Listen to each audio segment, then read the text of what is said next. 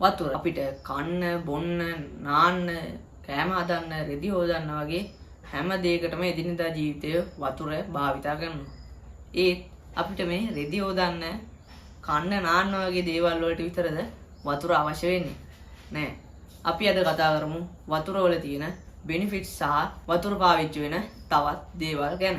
අපි මුලින්ම වතුර වල තියෙන බෙනිෆිට්ස් ගැන කතා කරමු. මම ඕගොල්ලන්ට පැහැදිලිව කියන්න ඕන හින්දා ඒකේ බෙනිෆිට්ස් ටික නෝට් කරගත්තා. අපි දැන් මොනවාද කියලා බලමු.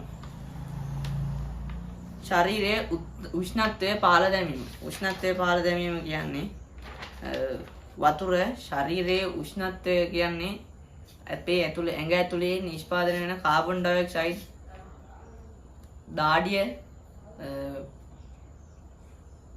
දාඩිය සහ වාෂ්ප වීමෙන් අපේ ඇඟේ ඇතුලේ තියෙන වතුර නෙවෙයි උෂ්ණත්වය අඩු කරලා දානවා. දෙවෙනි එක තමයි ශක්තිය වැඩි කිරීම.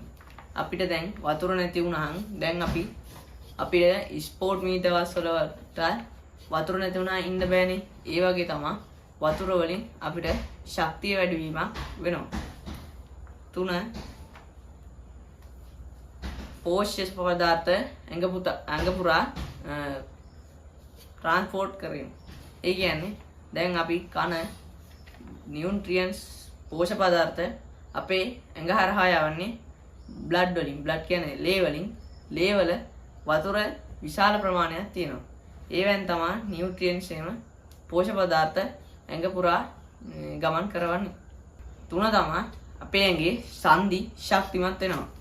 මේක සන්ධි ශක්තිමත් කරනවා කියන්නේ අපේ ජොයින්ට් වල ස්මූත්නස් එකේම ගාන්ට වතුර වලින් පවත්වාගෙන යනවා.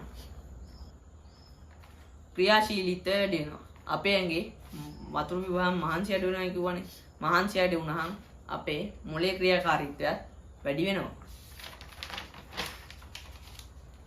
තව වතුර වලින් ලැබෙන විශාල දෙයක් තමයි මේ සමපැහැපැත්වීම. වතුර දිනපතා වතුර බොන කට්ටියගේ සමපැහැපත් වෙනවා කියලා විද්‍යාඥයන් හොයාගෙන තියෙනවා. අපි බලමු මේ වතුර කොහොමද පාවිච්චි කරන්නේ කියලා.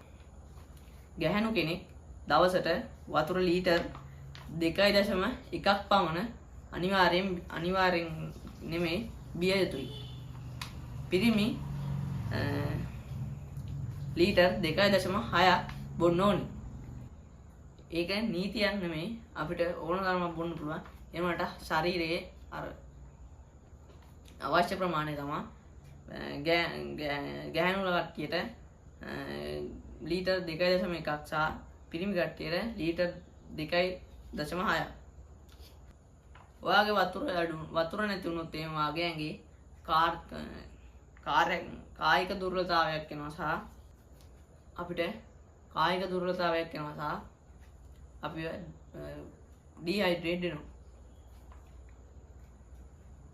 අපිට වතුර ඕනි වෙන්නේ අපි කායික දුර්වලයි නම් අපිට වතුර ඕනි සහ උෂ්ණත්වය වැඩි තැන් වල ඉන්නා නම් අපි වතුර බිය යුතුයි. අපි වතුර බොනකොට පිරිසිදු වතුර බිය යුතුයි.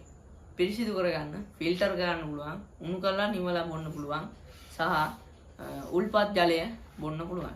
වතුර ගැන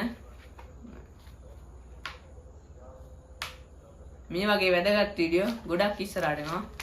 සබ්ස්ක්‍රයිබ් කරලා, ලයික් කරලා, කමෙන්ට් කරන්න.